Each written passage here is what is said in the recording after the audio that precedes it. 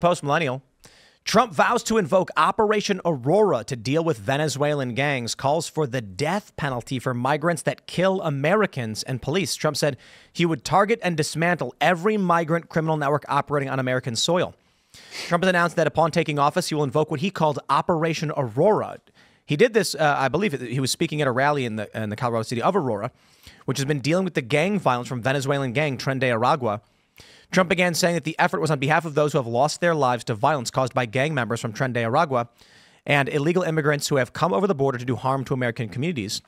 He brought a local resident up onto the stage who had shared footage of her home in Aurora, notably her door.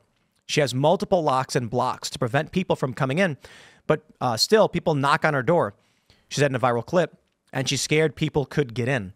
So Trump talks a big game. I mean, do you really think that if he gets in, we're going to see these mass deportations and the rounding up of criminal gangs, or is it just going to be, is it bluster? Well, the United States is not super federally empowered, so he'd be up against local governments, and there'd probably be a lot of pushback in certain sanctuary places where they're like, hey, local government first, which is their right in the United States. So he may be able to do some of it, but it's not El Salvador. He's not Bukele. He's not going to be able to like send out the feds and round everything up everywhere. He's going to have a lot of.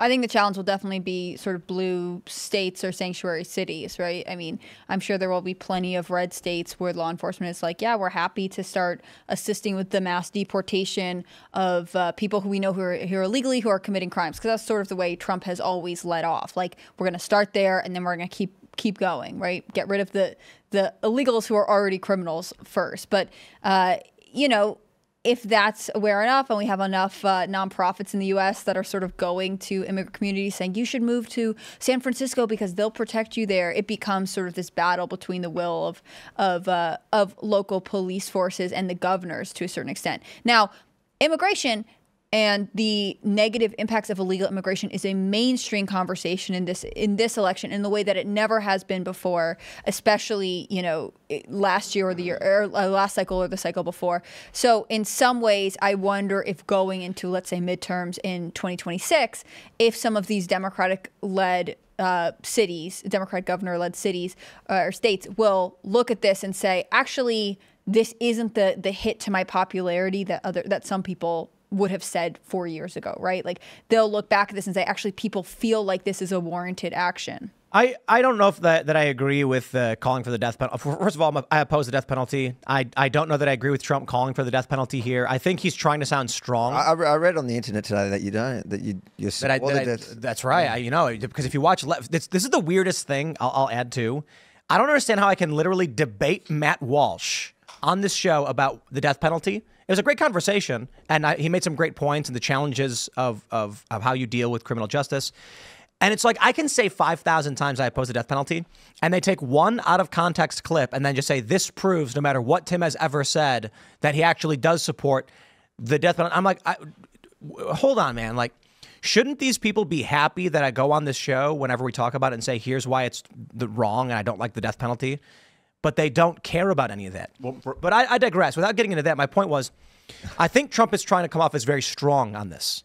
He's saying he wants the death penalty for migrants that kill Americans because he's signaling to Americans, you matter more. But that's what generally I feel like Trump does. He's right. He's kind of the dude in the pub that says what you're thinking, says what everyone's thinking. Nobody wants to say it, and he says it in the harshest kind of way you can to really cut deep and make people go, oh yeah, that's what I'm thinking. We have a massive problem with immigration, and let's just promise we're going to do something about it. But does it really mean he's going to be able to or even try to invoke? Yeah, I don't see this as a reality. I really don't. I think Trump probably shouldn't have gone there, because what they're trying to do, and they will try to do, is when Trump begins to deport criminal gangs and illegal immigrants, as he should and needs to, this country is already dealing with way too much, they're going to try and use as much World War II imagery as possible to invoke those emotions. Trump's going to have law enforcement arresting a migrant, and then they're going to show it next to a black and white photo of a Jew being rounded up or something like that, and they're going to claim Trump is Hitler 2.0. So him coming out and saying something like this it's not going to happen. I doubt it will happen. I don't think it should happen, but they're going to use it against him and claim, see, look, he's going to... When are they going to use it against him? Like now, in the lead up to the election? Lie, absolutely. And they'll twist it to the most extreme imaginable. And that's kind of what, not to make it about myself, but, You know, again, we go on this show and I will fervently be like, the institution of the death penalty I think is wrong. Here's why. And then it takes one out of context clip for the left to just pretend like I've always. But does it matter? Like in your case or even in Trump's case, does it matter now if they jump on that? Really? My point is that there's going to be a lot of people who don't know what Trump is all about. And Democrats are going to take this and they're going to make a commercial saying Donald Trump has vowed to become a dictator and kill migrants. That's what they're going to say. And then Trump can't sue for defamation because they're going to play the semantic game. And then they're going to use that as fear mongering to manipulate people. I don't know if they go that far, but people are going to say that stuff already. What was his quote exactly? Did you catch it in the post-millennial Well, article? here you go. I'm announcing today that upon taking office, we will have an Operation Aurora at the federal level.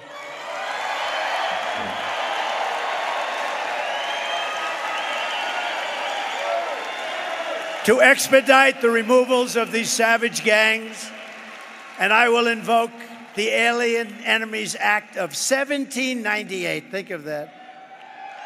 1798. This was put there. 1798. That's a long time ago, right?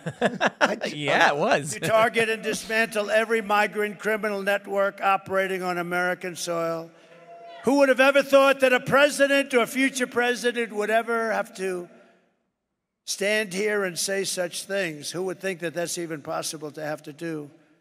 So many things are changed in the last 4 years, but that's the state of our country now after Kamala and Joe Biden have just absolutely destroyed our country. We're a country in tremendous distress. We're a failing country. We're laughed at all over the world.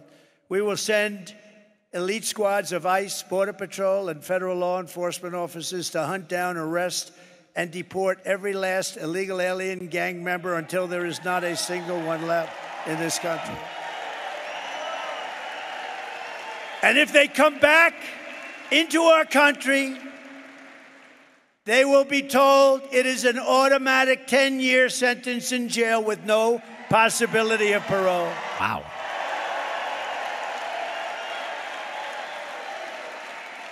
And I'm hereby calling for the death penalty for any migrant that kills an American citizen or a law enforcement officer. You're those years, man. That's just, he's basically saying any migrant that is convicted of murder. That's right. Yeah, so I disagree with the death penalty for a lot of reasons. We don't need to get into that debate. But do you hear the cheering for that statement? Look, man, I got to tell you. I'm going to tell you a story. I lived in Florida. I was down in the Redlands, just outside of Miami. And it gives you perspective. We lived in this 5-acre property. We had one night where we were all hanging out. I don't know if it was like midnight or something. We were making pizzas. When all of a sudden we saw, it's a 5-acre property, so it was narrow. It goes back pretty far. Somebody with a light. Jumped the fence, a 6-foot fence covered in vines and trees and coconuts and whatever else. Somebody jumped in. And we had heard stories that there were home invasions and murders already. And so that's like a big wake-up call.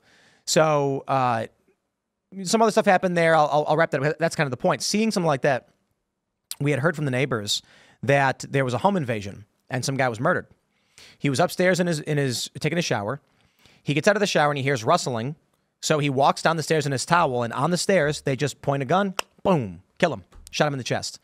And sure enough, you ask the locals, who were these guys? Illegal immigrants. They were illegal immigrants who came here and they're robbing his house, take his stuff, and they killed him. And I thought to myself, this is why people who are in rural and conservative areas, or rural areas are more conservative. You don't have police a minute away. And a minute maybe even be too long in some of these cities as well. But I went to a Trump rally, and I was talking to a woman who was an independent voter. She had never voted before. This was in Fort Lauderdale, where Trump was doing a rally. And then she told similar stories, that she was not really political, didn't care all that much, but then someone she knew was killed by an illegal immigrant. Can I ask you, does your argument against death penalty also apply to a non? Yes. He's not talking about he's talking about non-citizens. Yeah. No, the government couldn't abuse it against American citizens. I already have a problem with U.S. drone strikes and all of these things, right? So if we're all going to, but I'm not so naive to say that in wartime and defense people don't die, and it's I told Matt Walsh. But imagine the deterrent. Like, do you think you're going to get many gang members coming here and returning and then committing murder. The 10-year prison sentence with no possibility of parole is a bold statement, if he can pull that off. Death penalty would probably only scare non-criminals, illegal immigrants. So I think a lot of the gangs... Is that not good as well? I think deterrent is good. I don't like the institution. And there is an interesting point about we want the message of if you commit a crime of an atrocity, and they're very extreme crimes that must be committed, like regular murder doesn't qualify, then you will be put to death. We want that to, as a message to people, like you'll pay the ultimate price if you dare cross us.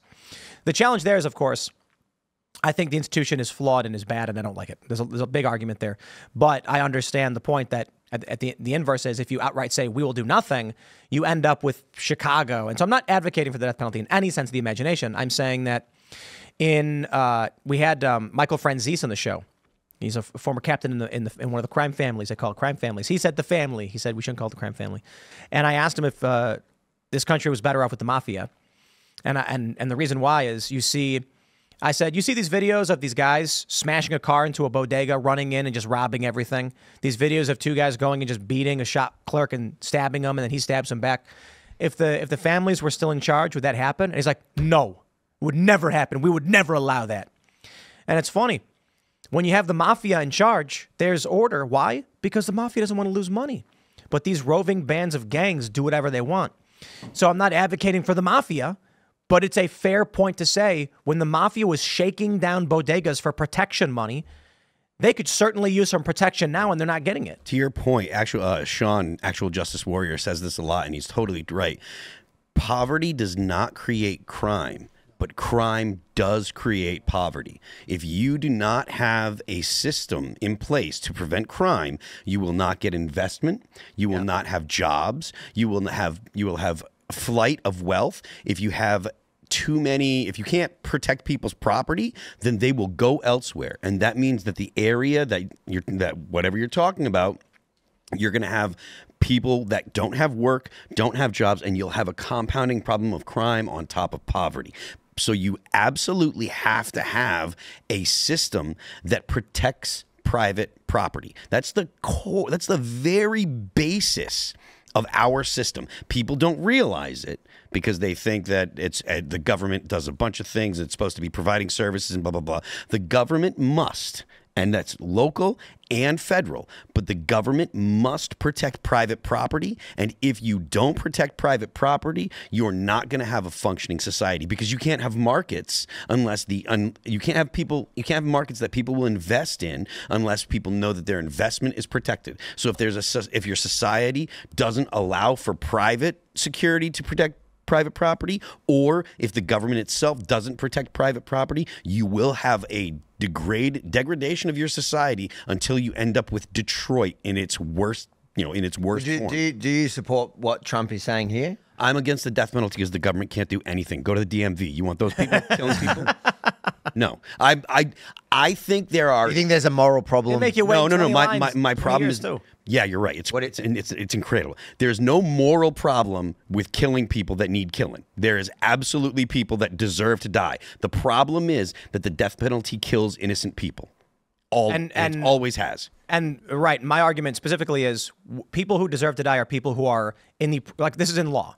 Someone pulls a gun on someone else about to kill them. You have an affirmative defense of protecting your life or the life of others. Someone's about to egregiously harm a child in various ways. Yeah. Then you have a legal right to defend yourself and others. So, I've had this argument with a lot of people. Like, right, I understand in self-defense, because people try to conflate death penalty with self-defense. Like, if someone was going to kill somebody, wouldn't you defend? I'm like, well, I hope I never experience that moment. But if there's an evil, murderous person, a terrorist or otherwise, I will do what I have to do to save lives. Mm-hmm. And that does include using lethal force against someone who is about to kill other people. But that's in the law. We all recognize you have a right to do that. The problem I have with the death penalty is that Kamala Harris is going to walk up to you and say, trust me, this person deserves to die. And I'm going to be like, I'm not interested. That applies to an American citizen. That wouldn't be a problem when you're talking about... Absolutely it would. Why? Just because a tourist comes to this country looking, so let's just say you get a guy who comes from Honduras legally, and he's talking about illegal. I guess you'd have to argue that they're illegal first. If he's saying he's talking about illegal, because I believe he said, let's play the clip again. Let's just make sure I get it right. And I'm hereby calling for the death penalty for any migrant that kills an American citizen or a law enforcement officer. So perhaps we can say he really meant illegal immigrant, a person who broke the law and entered the country.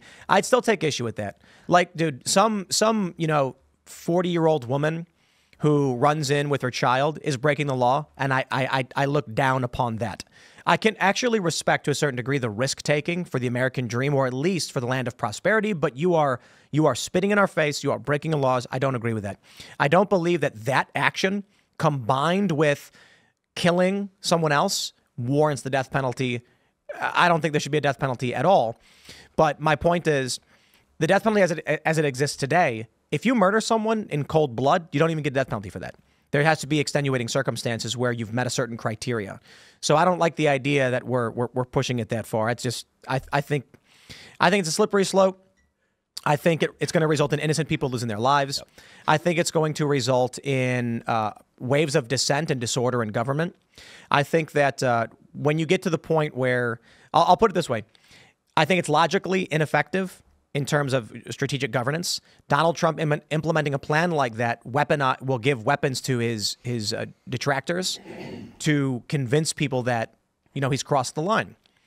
You're gonna see this popping up all over the place. As I mentioned, photos of Donald Trump comparing with Hitler and using any kind of deportation, or even this statement, I guarantee you right now, is circulating among the left of him aggressively saying, "And I am calling," and they're putting it black and white, and they're tinting it red, and they're zooming in on his face, and they're using that to terrify people and get them to be radicalized. Thanks for checking out this clip from Timcast IRL. Make sure to watch the show live Monday through Friday at 8 p.m. Subscribe to this channel, and we will see you all there.